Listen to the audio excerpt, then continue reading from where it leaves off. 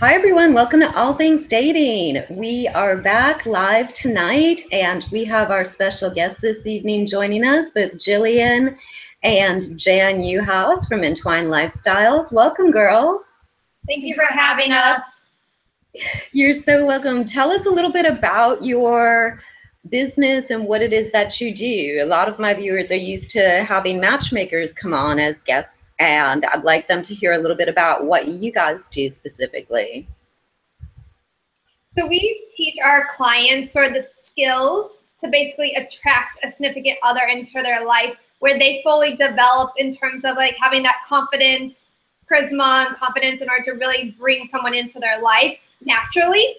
So, and helping them also understand the psyche of the opposite sex too, and how that mind frame works.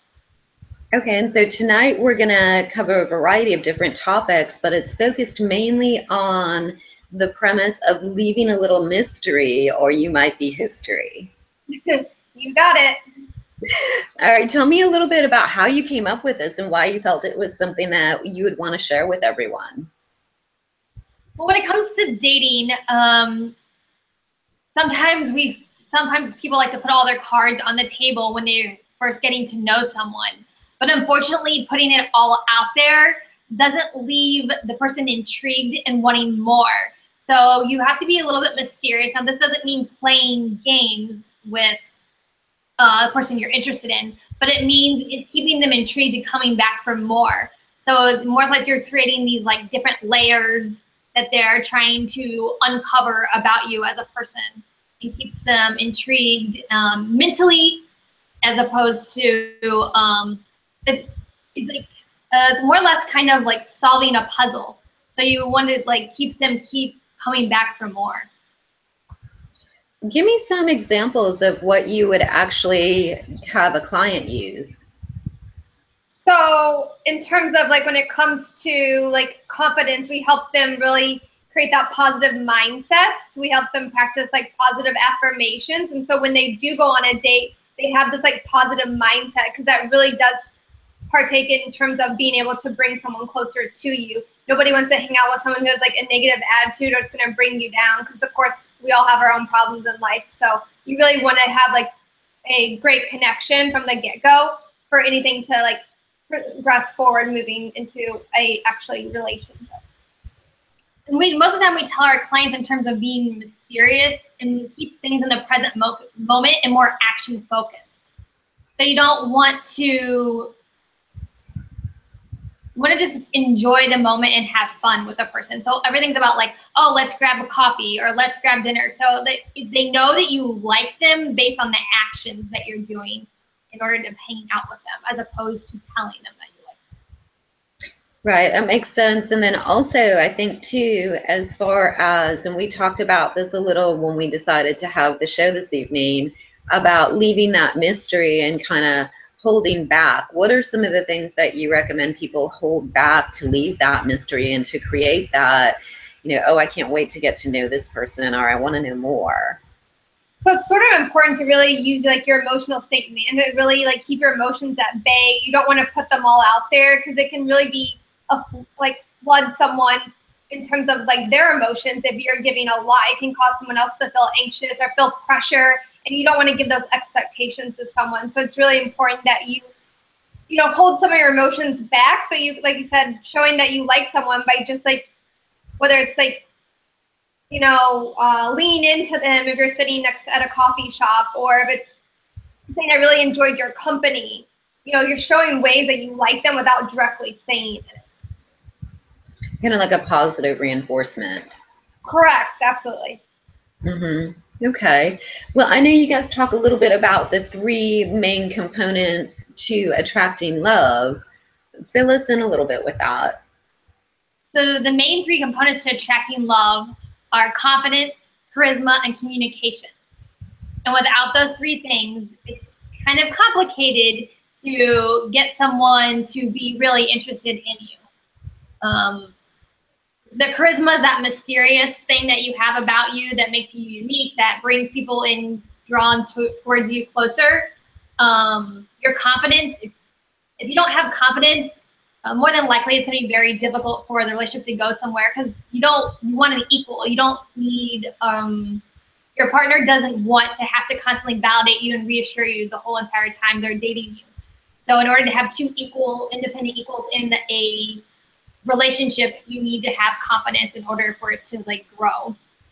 And plus, if you're confident about your life, that in itself is very intriguing to somebody, and they're going to want to join you on your journey wherever you're going in life. And there's a lot of different exercises that we can use to help people to build confidence. Is there, and I've never really thought about it in the way of charisma, but is there anything that you can give people as advice to build charisma? Yeah, it's all about sort of like how you, like your shoulders, like if you're hunched over, that's, you know, not very attractive. You want to sort of keep your like chest up a little bit. And then also too, when you walk into a room, you sort of want to have a graceful elegance, especially for women. And for man, you know, having a little more of that broad shoulder and just keeping yourself a little bit more upright shows that you're more confident in who you are. And those are the littlest things that can actually bring someone into you, because they're like, oh, that person carries themselves in a certain way. And body language itself, which is nonverbal communication, counts for 93% of our conversations we do have.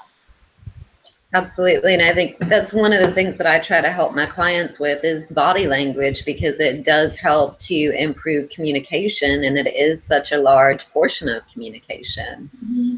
Definitely. And also like keeping our arms uncrossed, because if we have them crossed like this, sometimes people might like, oh, they don't want to talk to me, they're busy, or they're shut off. So it's really important that we keep this like open to show that we're willing to like allow someone in.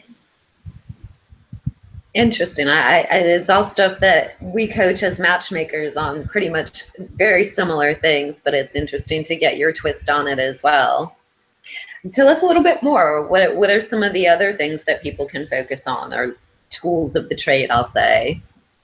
Well, communication is another component that we mentioned. And with communication, once again, you want to be able to connect with someone, understand them, and so they feel heard, but also so they do the same thing in return with you. So a lot of times we have to show them how we like to be treated by showing how we present ourselves, but also how we communicate. If we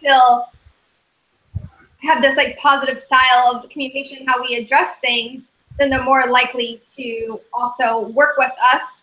Because we don't necessarily want to say, hey, I didn't hear back from you, or why haven't I heard from you lately? Those sort of things, that presents negativity, and nobody wants to talk or respond to that kind of a message. So, and communication boils down to every healthy relationship. If you want to be able to have a longevity type relationship, you definitely have to be willing to communicate. And sometimes it does get uncomfortable expressing your emotions.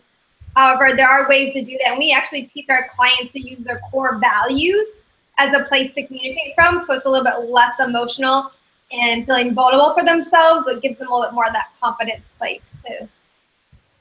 Now, are you dealing with people that are mostly in relationships at the time that you're working with them, or single and dating and looking, or? Most of our clients are in the dating phase. Mm-hmm. They're in that uncomfortable, frustrating phase where you're trying to figure out who somebody is and how they operate and how you operate and how you both are going to operate together. So yeah, most of our clients are in that very like unknown phase of where things are going and trying to figure out how to navigate at ease. Right. And as far as helping them to be able to build stronger and better, if you will, connections, what are some of the tips that you would give them? So in terms of trying to build a connection with somebody in rapport, we help our clients by learning to ask open-ended questions.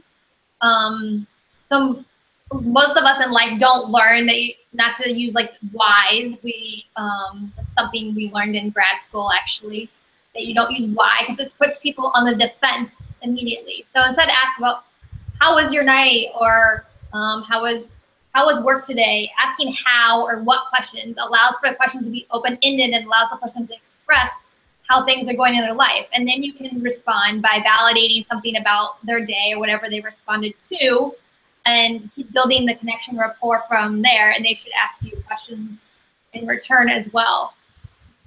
So I'm trying to also find common ground of interest in what they like, what you like, and finding, you know, that common interest that you guys can do to like hang out, whether it's concerts or comedy shows, whatever it may be. Yep. That makes sense. It's, you know, it's very similar to what we use in matchmaking. And, you know, as far as my coaching clients are concerned, it seems like we're all giving the same advice. Well, that's good to know. It is. And it makes me so curious, and I've said this before, is why isn't this taught in school? I know.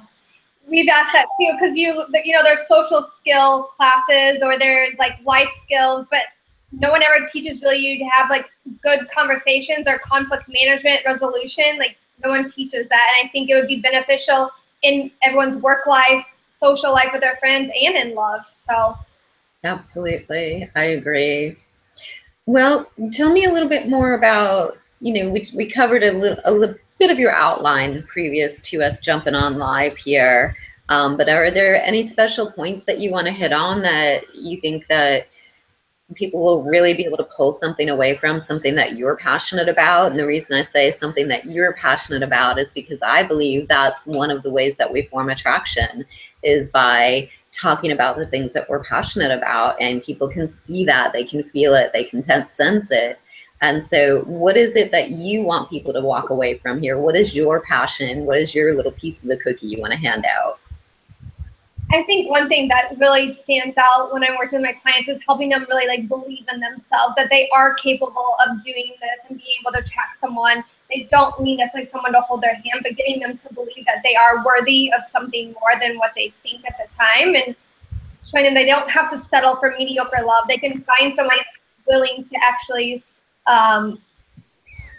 give them what they want and desire, and crave that you know, emotional connection, and crave like the physical too, because I think that's a lot of times clients are like, oh, I have the physical with him, but I don't have the emotional connection, and so they don't, not having to settle. They think they could have it all as long as they continue believing, and so that they can have that. So it's so true. I think that a lot of times people feel that if they settle, it's okay, or, you know, it'll work out, and they don't realize the damage that they're actually doing, not only to themselves, but the relationship and the other person.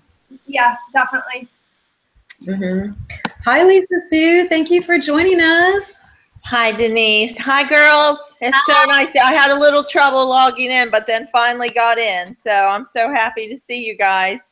Yeah, I might have to take the blame on that one. For some reason, we could not get the go live button to start, so I was recreating links at the very last minute. It's okay. I'm in. Yes, and ladies, I know you met with were introduced somewhat to Lisa Sue earlier. She's another matchmaker. And the girls here obviously were coaches in the profession of love. Yes, I was reading their bio, and I'm very excited to hear what they have to say. Yes. So going back to your outline, ladies, as far as boundaries, because I know that was one of the points that we kind of highlighted on your outline. Let's talk about setting some boundaries and the effect that boundaries has on creating that relationship and making it happen. I think boundaries, a lot of times people get confused. Oh, I have to be a bitch or I have to be a jerk in order to set a boundary with someone. And it's not about that. It's about saying, listen, like, this is what's important to me. I respect this. I need this for a relationship to be healthy and thriving. So therefore, I need you to sort of like respect things that I need. And if there's something that you don't align with, then like, let's talk about it. Let's find a way we both can work on something together. But you can do it in a way, but being kind, but just firm with your word. You don't have to raise your tone of voice. You don't have to be disrespectful by any means. You can do it in a way that's supportive for both people to want to be in alignment with each other. I think all of the issues that we're talking about tonight really boil down to one thing that I think society suffers from right now. And I've talked about this before, but it's that idea of disposable relationships. When you hit a bump in the road, it's see you later, move on to the next one. It's time to get back online dating, or, you know, putting yourself back up there. And I think that people have a tendency to want to jump back out there and be alone and be single and try over, rather than work on the current issues at hand and resolve conflict like we were talking about, or set the boundaries. And these are all things that if we understand and we learn the processes too, rather than just jumping out of every relationship, we might be able to have a better chance of having one work. Yeah, I think sometimes people get afraid of doing the work, but at the same time, when we understand ourselves on a deeper level, it really comes down to just like easily saying like, hey, let's talk tonight. Like, this is how I'm feeling, or this is what I'm thinking. Like, let's just like, you know, have a 5-minute conversation. Sometimes it doesn't even take more than that, just to like say, this is how I feel, and have your partner validate you or understand you. And then a lot of times people can just move on from like that emotion that they were feeling by simply asking a question or having a 5-minute conversation. So it's very simple, but I think people a lot of times complicate relationships or complicate the dating days. But like I said, the more we understand ourselves, the easier it is. Right. Absolutely. At the end of the day, people just want to be heard and understood, and that's like magic in terms of resolving a conflict in 10 minutes or less. As long as you're validating them and you understand their perspective, you're more than likely to be able to work through it. Kind of like raising kids. Yes, it is. It is. Well, you know, going back to being mysterious, how do we do that naturally without feeling awkward, without the game playing, without seeming as if we're trying too hard? You know, what are some of the secrets to being mysterious? I think being mysterious can also be a little bit different for everyone. It can be based on your individual like personality as well, at least from a and like some women are, you know, more like loud in terms of how they carry themselves, and some are much more alluring and quiet in their disposition. So being mysterious would be a little bit different for everyone in terms of how they're projecting themselves. I think when a woman is a little bit more reserved and alluring in terms of her intriguing factor goes up a little bit. Because if you're out and about and you're very loud, sometimes that is too much for a man to handle, and more than likely he's gonna reject you before he would even want to approach you because it's too much for them. They'll feel emasculated. Yeah. That's true. And I want to say hello to Jeremiah, everyone. Welcome, Jeremiah. Haven't seen you on in a while. I know. Sorry for the tardiness. I got a new MacBook, so I'm new to the whole Apple world here. But I figured it out somehow or another. Well, you look great on Apple, Jeremiah. Hey, thanks. Yeah. I know you haven't met with Jillian and Jan before, had the opportunity to speak to them, but they work in the realm of love, as you know, me and Lisa Sue do. So that's why they're joining us here today. And we were talking a little bit about how being mysterious is very important in the dating realm, especially when you first start seeing someone. And I know, you know, firsthand, of course, without going into too much of your personal dating situation, you've experienced a lot of this. So from the guy's point of view, I want you to jump in. Yeah, there's definitely, I was just having this conversation with a friend of mine, and there's definitely such thing as sharing too much or exposing too much, especially on the first date, you know, where, I mean, you can even spend too much time together on the first date. I started the last couple of dates that I went on, actually, I started incorporating these breakfast dates. And I think breakfast dates are an amazing idea because usually it's before you have to go to work and you have limited time, you know, plus me personally, breakfast like motivates me. I love getting up early for breakfast. That's probably the only thing I like getting up early for. But so, you know, you sit down, you share a cup of coffee, and you share a little bit about yourselves, and then you got to go because you have to be at work. You got to do life. But it gives you that whole time to kind of think, you know, about throughout the day about the person and kind of process what happened and see, you know, what the next step is from there. And you're definitely not going to spend too much time with the person. You're not going to share too much. You know, if anything, it's just enough just to pique your interest or not, depending on the situation. So But that's kind of my discovery in the past, I'd say, couple of months. I think too that a breakfast date sounds all well and good, but it could be a little too short. Have you found that sometimes it's too short, Jeremiah? No, it really depends on, I guess, what time you meet and what time you're going to be at work. So the couple of times that we've done that, it's, of course, it's always something that's been agreed upon. It's like, hey, are you able to do this? And then usually, I don't have to be at work till 8:30, and so if you get up and you get there by 7 or 7:30, that gives you about an hour and a half to just kind of chat, and then you can follow up if that's what you want to do or what. It just kind of gives you more options, I think. So. That's interesting. Ladies, what do you think about the breakfast date idea? I love that, Jeremiah. I always recommend have coffee, nothing, nothing major, so you just get to know. You're going to know in those first few minutes if you want to see that person again. So do something light, not tell your entire history either on the first date. That happens a lot. I don't know. I'm going to agree and disagree at the same time. I love being controversial in this way. Only because one of the things that I preach is not to be so super judgmental and to give people a chance and to go out a few times before you make that judgment call.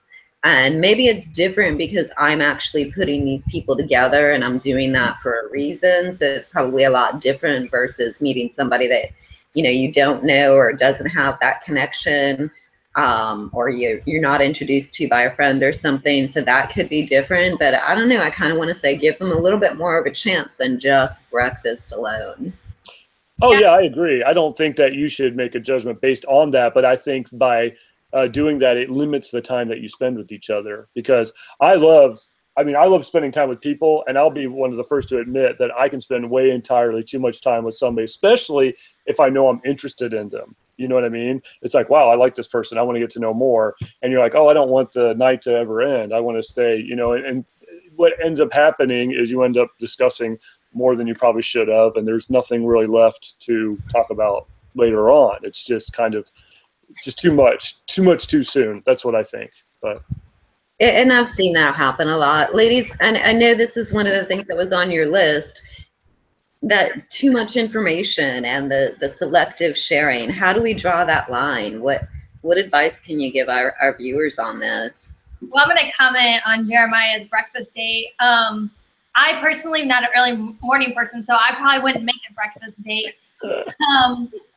And I think an hour is a little bit too short as well to get to know someone. I would say my date would be like 2 to 3 hours long, because I think you can try to get a good vibe for that person without even opening up too much. But you at least get a good idea if you're interested in them and wanting to go on another date later on. So I think a breakfast date might be a little bit too short, and it's a little too early for me. How about brunch? I can do brunch. That's for sure. I can do. That's funny. I'm going to say I'll personally agree, only because most of you know I'm not a morning person either. I'm sorry, what was your question, Denise? Can you repeat? I just wanted to comment on Jeremiah. As far as, what is that fine line between too much information and selective sharing? How do we advise people of this? Well, you can, I've been on an 8-hour date before that lasted all day, and I still didn't share too much information. So it's just a matter of what you want to talk about. If you're just talking about like life in general and what interests you, you're not delving into like every dark secret you might have. So it's more or less just getting to know them, like what type of music you like, what's your favorite type of movies, like any topic, imaginable, what's your favorite food, like whatever you want to talk about. There's so much in life that you can talk about in the present moment without delving into way too much information about who you are. And it'll still keep that person coming back for more. And I think too, one of the things that people tend to do as far as sharing too much information and not leaving enough mystery is, and I hear this all the time, and it's so funny that it really is still a topic, but talking about the exes. Yeah.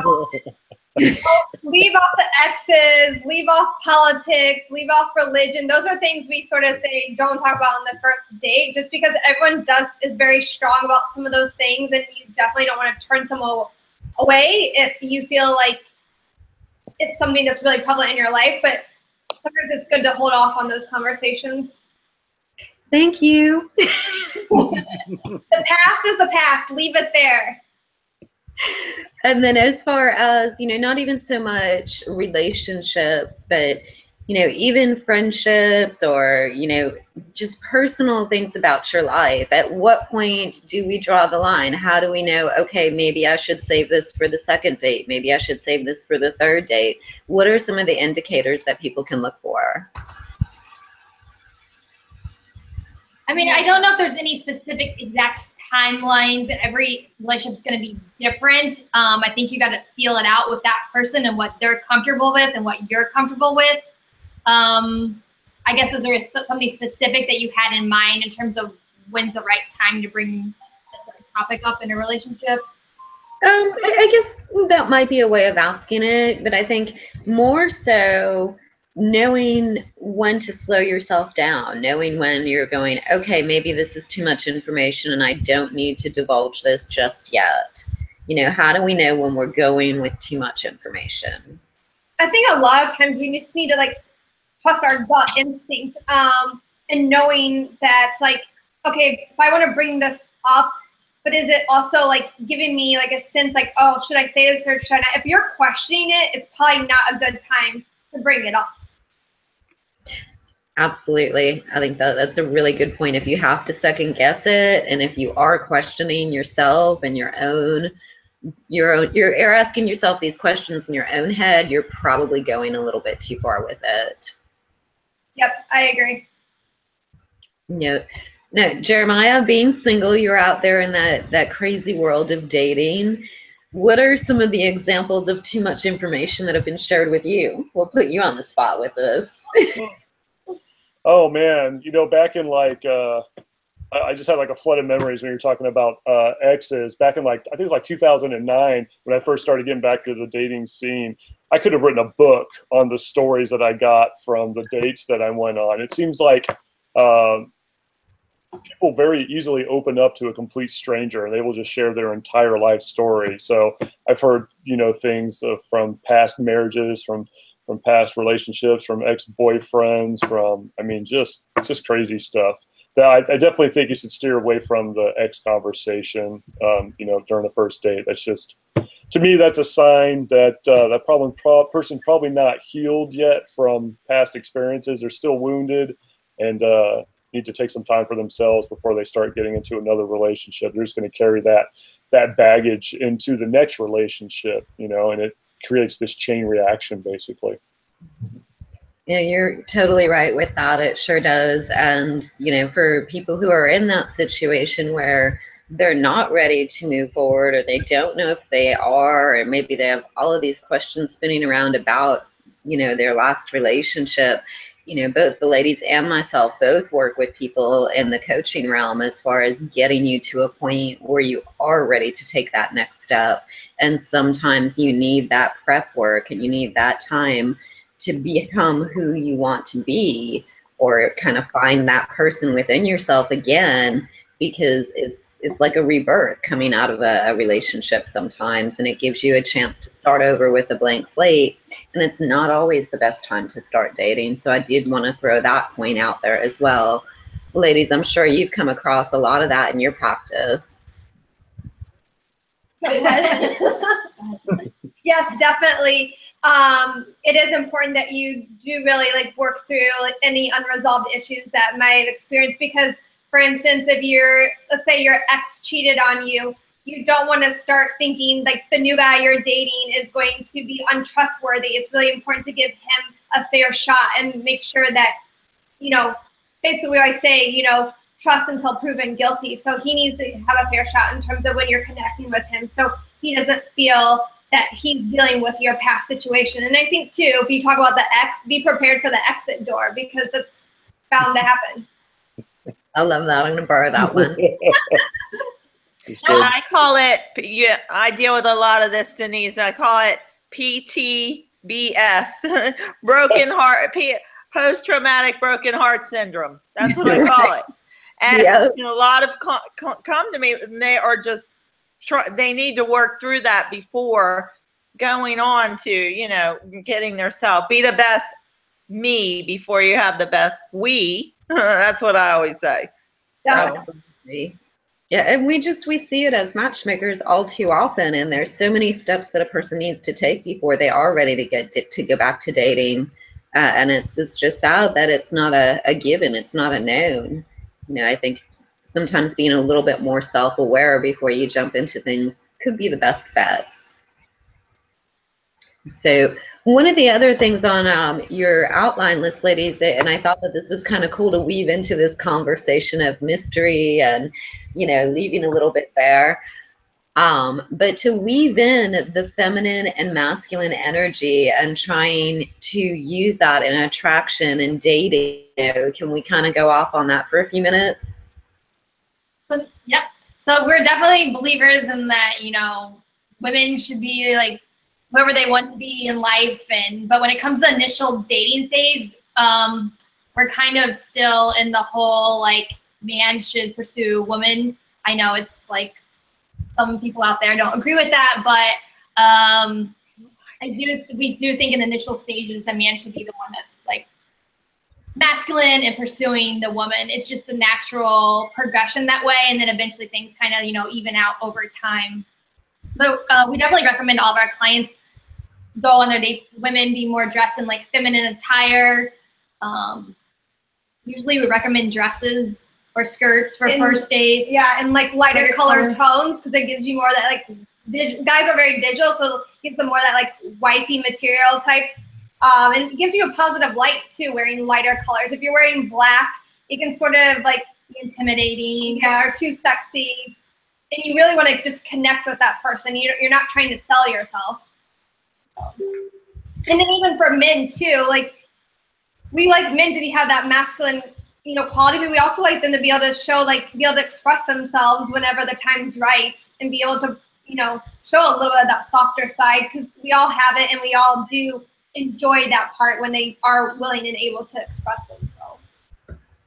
Well, I'm going to go ahead and agree with you guys, probably more so on this point than any other. And I know Jeremiah and Lisa Sue, we've all had this discussion in the past, but one of the problems that I see in dating in today's society is that women have a tendency not to let the man be the man.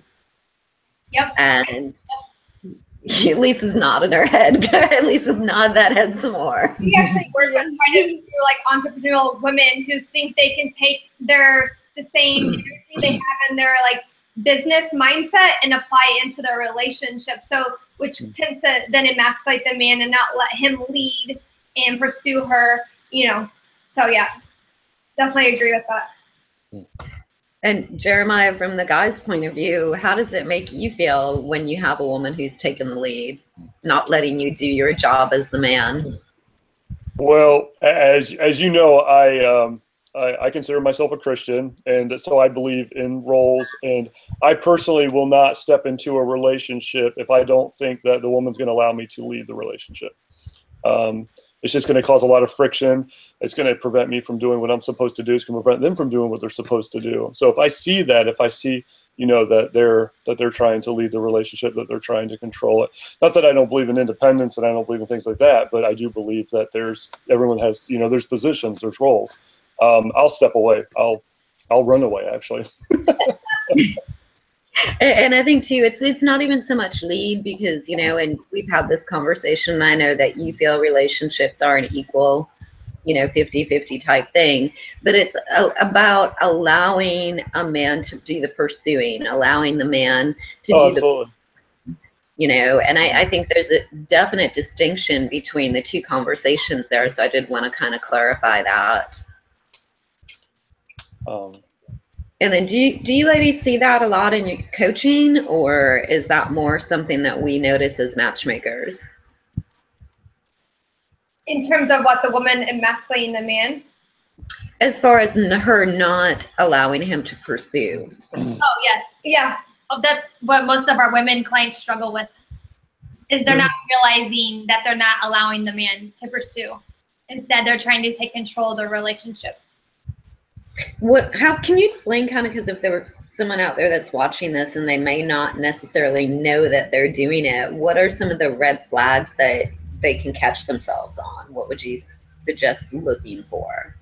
I would say if they're the one that's always suggesting the dates and not allowing the man, like being patient and allowing the man to come to them and ask them out on dates. Like there's a lot of, I understand, like uncomfortable, unknown emotions that go on in the, you know, early dating phase. But they really just need to work on their patience and allowing the man to come to them. So most of our clients, in terms of what they struggle with in terms of emasculating the man, is they're the ones who will be pursuing him and asking him to hang out. What else do they? They're just like trying to like run the show because that's what they do in their work life. As like, because like I said, most more entrepreneurs or have very like executive jobs, and so they're just used to like being dominating. Giving different roles in terms of telling people sort of like, oh, do this today, or we're gonna do that, and they're like very driven because they're like overachievers. But at the same time, then they bring that home into like the relationship and or whoever they're dating, and it just like it doesn't work that way because then they're trying to. It creates a power struggle versus saying we have two equal people and we need to like work with each other. Instead, it's like one person's trying to like knock down the other person just so. Because that's what they're used to doing in their work life, and it doesn't work that way. Yeah, you're right, and it really does. It brings up another point that was part of our outline for the evening, which is, you know, being able to live your life, a full life, with passion of things that are outside of work, that are outside of the relationship, that are independent. And so, you know, I'm glad that you led us to that circle because it's really important. And so, you know, we talk about passions. What are some of the red flags, if you will, again, that you're not having those passions, that you are overachieving in that relationship and too focused and not allowing him to do his job?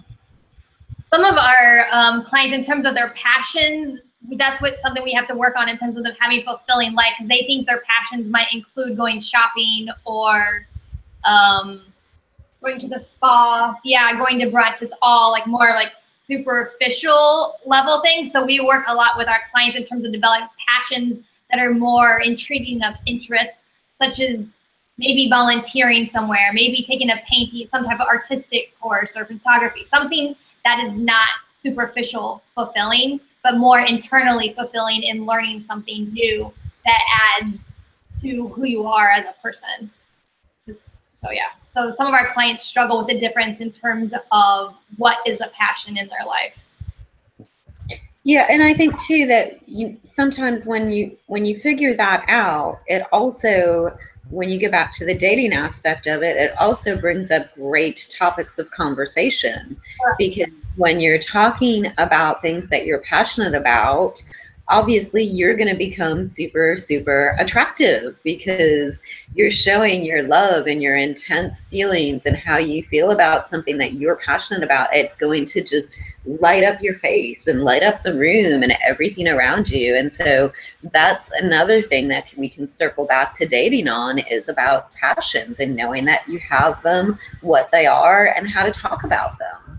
I want to go back to the red flags. I think when some of the women are, you know, for instance, they obsess about like, oh, I haven't heard, he hasn't texted me back, he hasn't called me, he hasn't do. It's like they live inside of their head in terms of why am I not getting what I want right then and there, like that instant gratification. And like a lot of times people are just, you know, in a meeting at work, or they're, you know, having a social event going on or whatever, doing a live call, whatever. But they have things going on in their life. And sometimes I think when they don't hear back from someone instantly and they start to obsess about it, it's like, okay, that's a red flag, because to me, then they're not respecting the other person's life and waiting to be, you know, when they're ready to communicate with you. So it can just, you know, they don't allow things to naturally grow organically. It's like forced.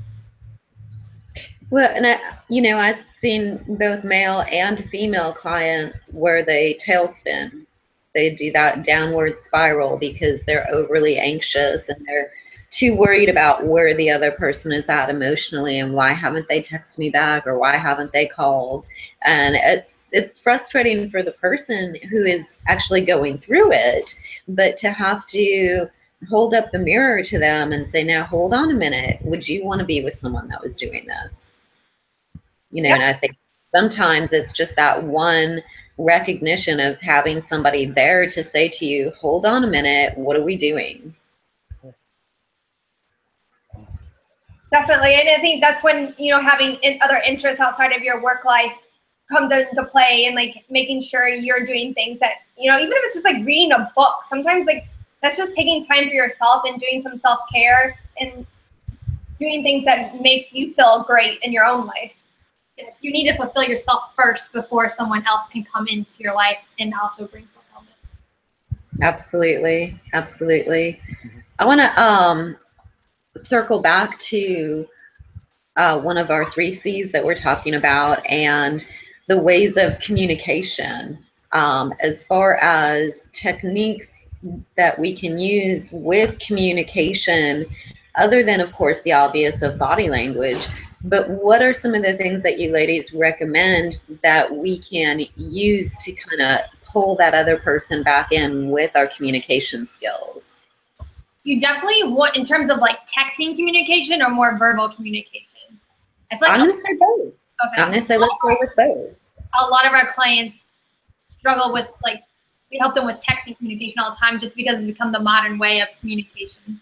I would say try it if like the man's only saying a few words, then you should only be saying a few words back. So you want to have the same length of text message. You don't want to be responding with paragraphs if he's only writing, you know, 2 sentences or something like that. Or if he communicates by sending pictures, so you want to communicate by sending, like, you want to figure out that communication style and kind of lead or kind of like build that rapport by finding that balance in terms of how they're communicating. If one of you is always doing more talking than the other, then again, it's not a balanced connection that's being developed. I think kind of what you're trying to say and what you're getting at is sort of like a parroting or mirroring the behavior. Correct. Yes, you're absolutely right. Yeah, and that's one of the forms of communication that, like we said earlier, just isn't taught. That sometimes if you go by where they're at and you follow their lead in communication and behavior, and you either mirror or parrot that, then that's going to kind of lead you to the conclusion of where the other person is at within that relationship as well. Mm-hmm. Correct. And then as far as, and Jeremiah, you missed a little bit about this in the beginning, but I know it's one thing that we've covered. But we were talking about the 3 C's, communication being one of them, and then charisma being another. And we've talked about charisma a lot before. Is there anything that you can add to the conversation that kind of leads with the charisma aspect of dating? Well, what's your definition of charisma right now as we're speaking? What would you say? Just in persona and personality and dating, and kind of using that to your advantage. You know, and I'm talking to you and asking you the question because we want to hear how the guys feel about it. We want the guys' point of view. And I'm going to put you on the branch here and go out on the limb and say, it's tough for you guys, putting you out there and forcing you to have charisma. Yeah, it's there's definitely some, I guess, unseen pressure.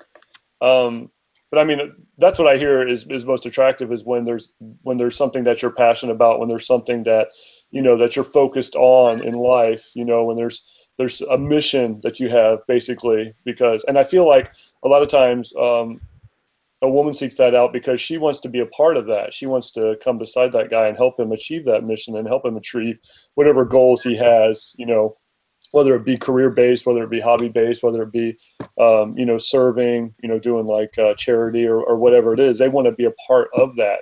So it's important for a guy to express what his passions are, what his interests are, and what really fires him up for life, what he's here for, So that to me defines charisma, is being able to express those things. Yeah. Ladies, is there anything you want to add to that? Because I know we're working on your 3 C's here, so I'm just kind of jumping around in circles. No, I think that was a good explanation from a male's perspective in terms of sort of embodying everything, within holistically one's life. Lisa Sue, I think this is the quietest you've been. I know. I'm just enjoying this. She's absorbing information. I absolutely love it. I love it. Well, going back, let's circle back and just kind of finish up with confidence. And, confidence can be very sexy. It can be one of the main things that attracts somebody to you. And we're all going to preach the same words when it comes to confidence. And I'm sure we've all got a lot of the same lessons that we can teach when it comes to helping people to build their confidence.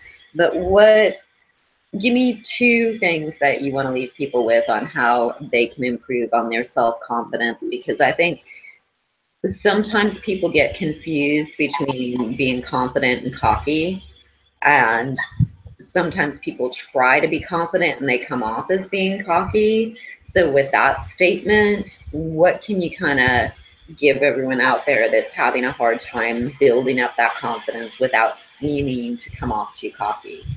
A confidence person operates from within, and their tone of voice is more likely to be like at a medium tone, and they're more likely to be a little bit direct. A cocky person is more likely to have a higher pitched voice, and they're operating from the ego. So a place of weakness, not so much from within, from the heart. So usually confidence is someone who's definitely they're more quiet disposition and solid in terms of how they're communicating, where someone who's arrogant is very loud and boisterous and trying to overcompensate for something they're not so confident in. Interesting, and it kind of reminds me of that saying, the person who's mistaking the kindness for weakness goes along the same lines, because it's the soft-spoken versus the loud, overly spoken. And that's why we say, you can be kind-hearted but firm with your word and still get what you need without having to, put somebody down or try to act better than them. You can just be more like I said, operating from within, where you feel like, and we always tell people to choose their top 5 dating values as a place to help with when they're communicating confidently too. Can you explain that a little bit more? So when it comes to our clients, we help them figure out their top 5 dating values, which is things that they sort of need for a relationship to thrive. And so when they have those top values, they're able to communicate from them so they don't come off as too emotional when they're trying to get their needs met with someone. Very, very good point. Very good point.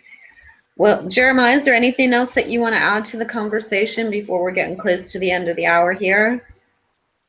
No, I've just been pretty much playing catch up, so.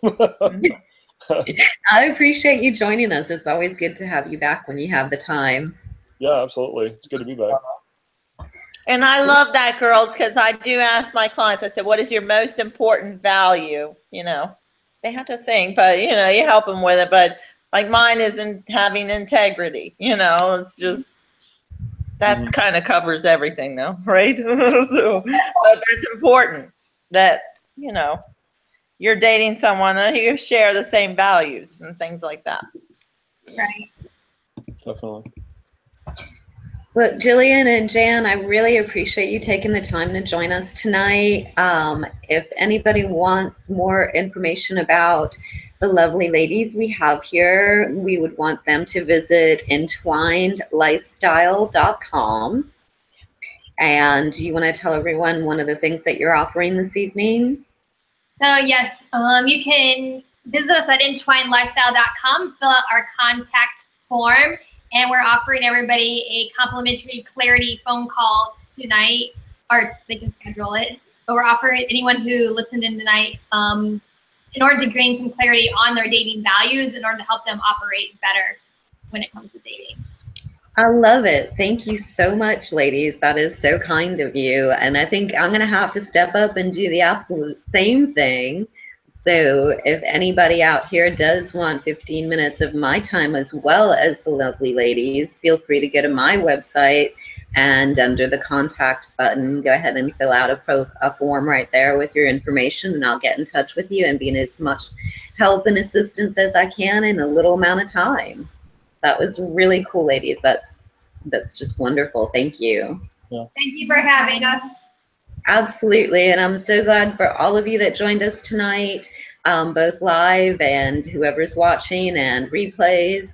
And hopefully we'll be back sometime here in the near future. I know I've had such a hectic schedule. It's been hard to get up here online, but trying to get back into the groove of things. And we'll see you all again soon. Bye. Bye, girls. Bye, Jeremiah. Denise, Sure. I love you. Thank I love you. I love you. you. Thanks so much, ladies. See you guys. Bye-bye. Bye. Bye.